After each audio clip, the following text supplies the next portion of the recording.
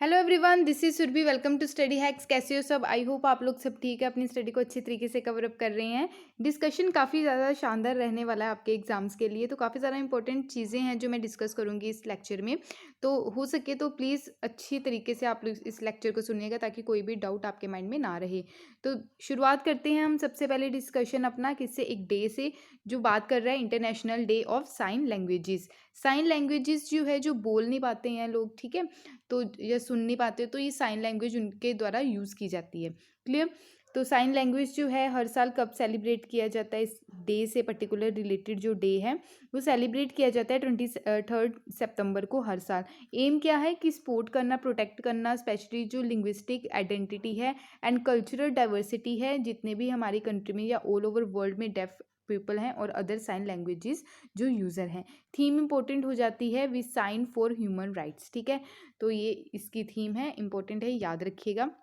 Next चलते हैं, काफ़ी ज़्यादा इंपॉर्टेंट है, ये बात की जा रही है save the children. Save the children क्या है? एक ह्यूमैनिटेरियन ऑर्गेनाइजेशन है। इनके द्वारा क्या बोला गया है? अभी जो लेक तंजानिका है, ठीक है, लेक तंजानिका आपको अफ्रीका कॉन्टिनेंट में देखने को मिलेगी। ठीक है, पर्टिकुलर इसके बीचों बीच अफ्रीका कॉन्टिनेंट में यहाँ पे आप देख सकते हैं लेक तंजानिका। ठीक है, तो यहाँ पे क्या हो रहा है कि यहाँ का पानी जो है वो काफ़ी ज़्यादा राइज हो रहा है, तो इससे क्या हो रहे हैं, जो लोग हो रहे हैं वो माइग्रेट होके इस जगह को छोड़ के जा रहे हैं। ठीक है, तो इसलिए ये पर्टिकुलर न्यूज़ में है, तो जो न्यूज़ में है उस पे ज़्यादा फोकस नहीं देना है।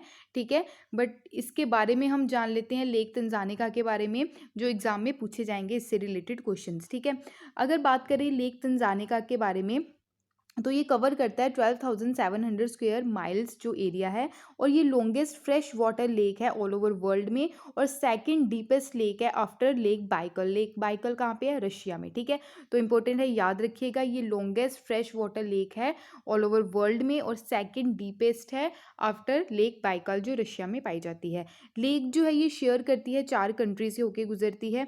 एक है बुरुंदी, सेकंड है democratic Republic of Congo, third है तंजानिया और फोर्थ है जाम्बिया।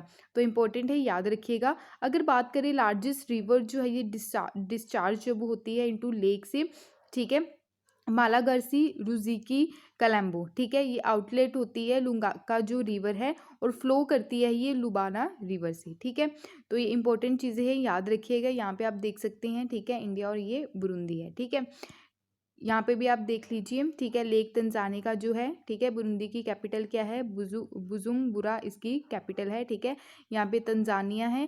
लेक, यहाँ रिवर आप देख सकते हैं कागेरा जो रिवर है, रुबुरु रुबुरु रिवर भी यहाँ से होके गुजरती है। ठीक है, और यहाँ पे भी रुजिजी रिवर है जिसके बारे में हमने बात की। क्लियर? तो आई होप आपको ये सारी चीज़ें क्लियर हैं। क्लियर है?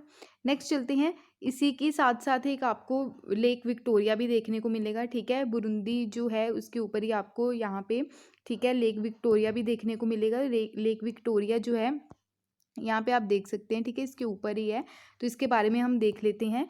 तो लेक विक्टोरिया से रिवर जो निकल के जाती है वो है नाइल रिवर। ठीक है, तो नाइल रिवर जो है ये भी 2 पार्ट्स में डिवाइड है, एक ब्लू नाइल होती है, एक वाइट नाइल होती है। ठीक है, तो ब्लू नाइल की अगर बात करें ओरिजिनेट होती है इथोपिया से, वाइट नाइल जो ओरिजिनेट होती है लेक विक्टोरिया से। ठीक है, तो ये मिलती है यहाँ पे, एक पर्टिकुलर एरिया है, नाम बताइएगा, डिस्कस भी बहुत बार कर चुकी हूँ मैं इसके बारे में। ठीक है, तो ये डिस्चार्ज कहाँ पे होती है जाके? ये मेडिटेरियन सी में होती है। ठीक है, तो आई होप आपको ये सारी चीज़ें क्लियर हैं।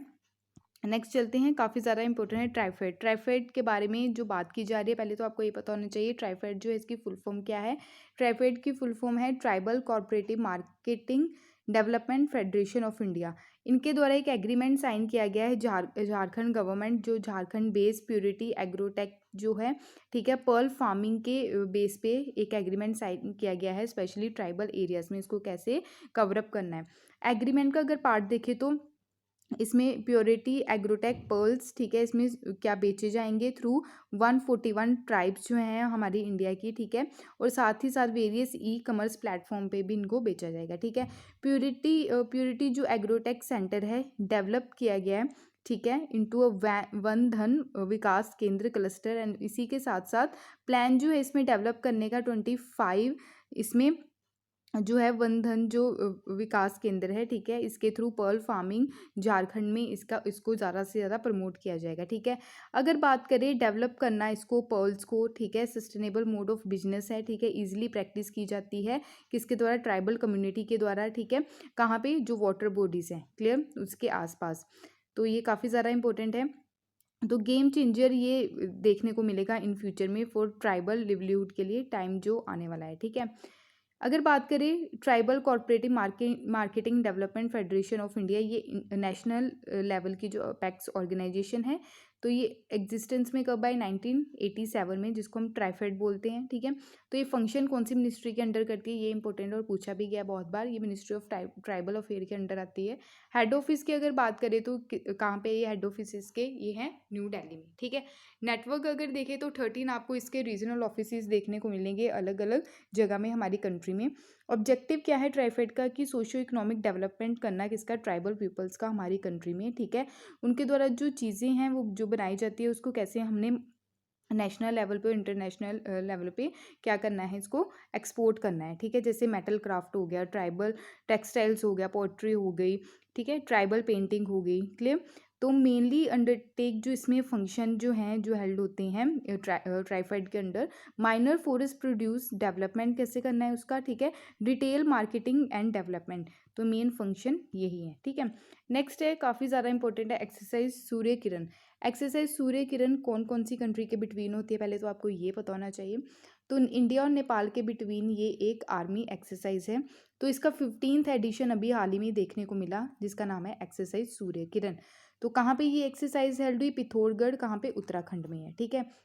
तो बाई एनुअल एक्सरसाइज है ये, ठीक है। तो आपको ये दोनों कंट्रीज़ के बिटवीन देखने को मिलेगी। ऑब्जेक्टिव क्या है, कि इस्टेब्लिश करना एक दूसरे के साथ मिलिट्री रिलेशन, प्रोवाइड करवाना ह्यूमनिटेरियन जो सहायता रहती है, ट्रेनिंग जो है स्पेशली कैसे हमने लेके चलनी है अगेंस्ट एंटी टेररिस्ट ऑपरेशन, ठीक है। इंटर ऑपरेबिलिटी और शेयरिंग एक्सपर्टाइज, ठीक है, अपने जो एक्सपीरियंस है वो कैसे शेयर करने हैं। इसका अगर देखिए 14th एडिशन जो था ये कहाँ पे हुआ था, नेपाल में हुआ था 2019 में, ठीक है। 2020 का आपको पता ही है कोविड के कारण कैंसिल कर दिए गए थे बहुत सारे इवेंट्स, ठीक है।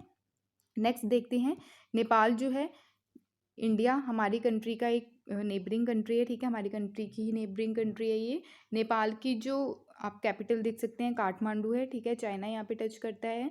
हमारी कंट्री के यहाँ पे सिक्किम और अनदर जो स्टेट्स हैं हमारी कंट्री की, कौन कौन सी नेपाल को टच करती हैं ये आप बताइएगा, ठीक है। यहाँ पे भी आप देख सकते हैं, ठीक है, देख ही लेते हैं कौन कौन सी स्टेट नेपाल को टच करती है। एक तो उत्तराखंड है, उत्तर प्रदेश है, बिहार है, वेस्ट बंगाल, यहाँ से सिक्किम, और यहाँ से चाइना जो है इसको टच करता है, ठीक है। तो आई होप आपको ये सारी चीज़ें क्लियर हैं। नेक्स्ट चलते हैं, नेशनल कॉन्फ्रेंस जो अभी देखने को मिली एग्रीकल्चर रिलेटेड रैबी कैंपेन, ठीक है, 2021 और 22 से रिलेटेड। तो ये अभी कॉन्फ्रेंस देखने को मिली, तो वो इतना इंपॉर्टेंट नहीं है, हम देख लेते हैं रैबी, खरीफ और जो अदर जायद जो क्रॉप है इसके अंडर कौन कौन सी आती है।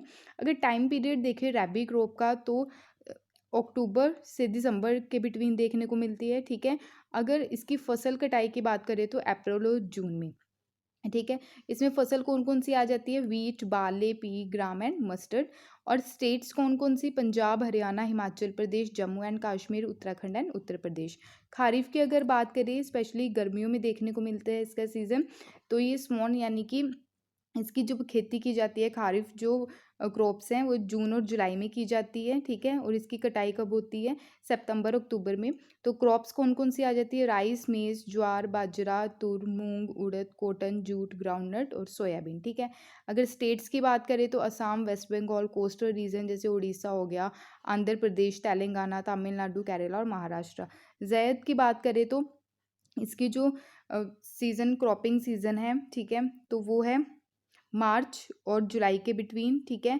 तो इसमें आ जाती है सीजनल जो फ्रूट्स रहते हैं, ठीक है, वेजिटेबल्स रहते हैं, ठीक है। मोस्ट जो नॉर्दर्न और नॉर्थ वेस्टर्न स्टेट्स है इसमें कवरअप किए जाते हैं।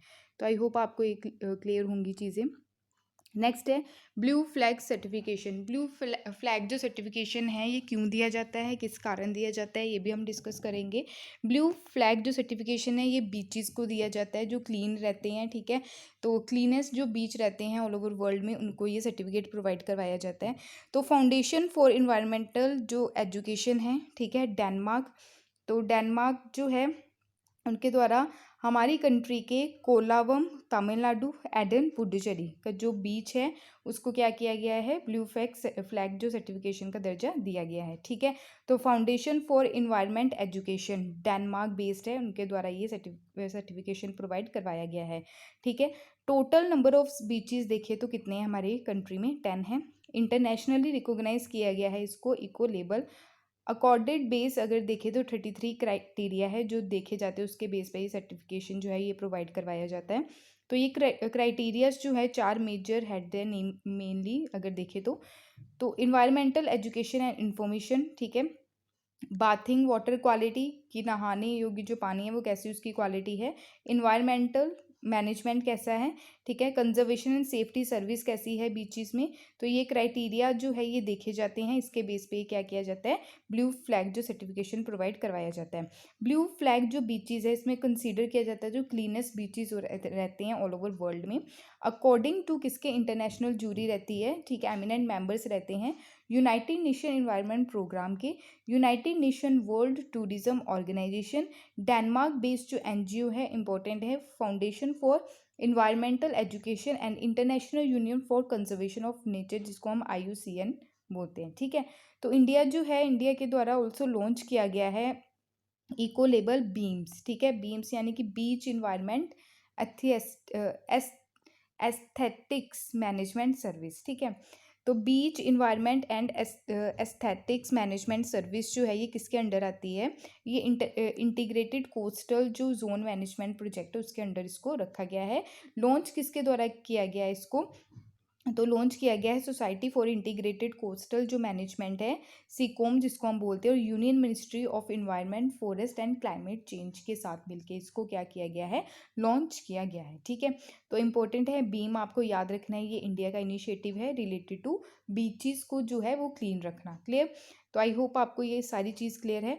यहाँ पे आप देख सकते हैं जितने भी बीचेस हैं हमारे इंडिया में जिनको ब्लू फ्लैग सर्टिफिकेशन का दर्जा दिया गया है, जैसे शिवराजपुर बीच है द्वारिका में गुजरात, ठीक है।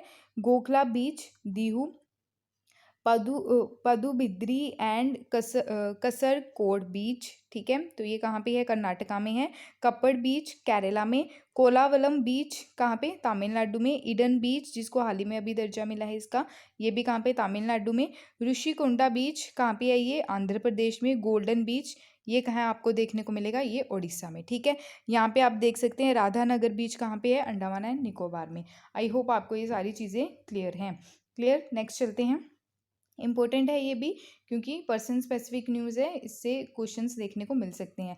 ग्लोबल गोल कीपर अवार्ड 2021 अभी देखने को मिला, पुमजेले मलैम्बो नेक्कुका, ठीक है। तो इनके द्वारा ये जो अवार्ड है ग्लोबल गोल कीपर अवार्ड 2021 जीता गया है। अनाउंस किसके द्वारा किया गया है, बिल एंड मेलिंडा जो गेट्स फाउंडेशन उनके द्वारा ये अनाउंस किया जाता है, ठीक है। क्यों दिया गया इनको, कि इनके द्वारा काफ़ी ज़्यादा एफर्ट्स लगाए गए रिलेटेड टू वुमेन्स एम्पावरमेंट, ठीक है। तो इनके द्वारा जेंडर इक्वालिटी के बेस पे काफ़ी ज़्यादा फाइट की गई सोसाइटी में। क्लियर।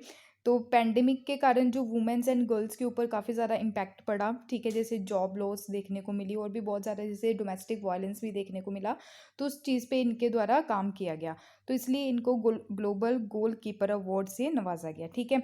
बात करें इनके बारे में तो ये फॉर्मर यूनाइटेड नेशन, ठीक है, अंडर सेक्रेटरी जनरल रही हैं, एग्जीक्यूटिव डायरेक्टर रही हैं UN वुमेन, ठीक है। तो ये इनको ऑनर किया गया है फॉर फाइटिंग जेंडर इक्वालिटी के लिए, ठीक है। अगर सस्टेनेबल डेवलपमेंट गोल्स की भी अगर हम बात करें तो जेंडर इक्वालिटी के बारे में 5th गोल यहाँ पे सेटअप कर रखा है, ठीक है।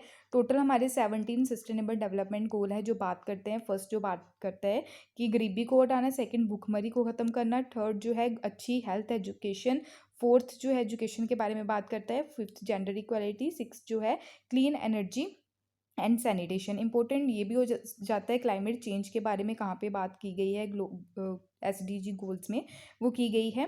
13th सस्टेनेबल डेवलपमेंट गोल जो बात करता है क्लाइमेट एक्शन के बारे में, ठीक है। तो ये इंपॉर्टेंट है, लाइफ बिलो वाटर, ये काफ़ी ज़्यादा न्यूज़ में है, तो ये आपको याद रखनी है चीज़ें, ठीक है। आई होप आपको ये सारी चीज़ क्लियर है।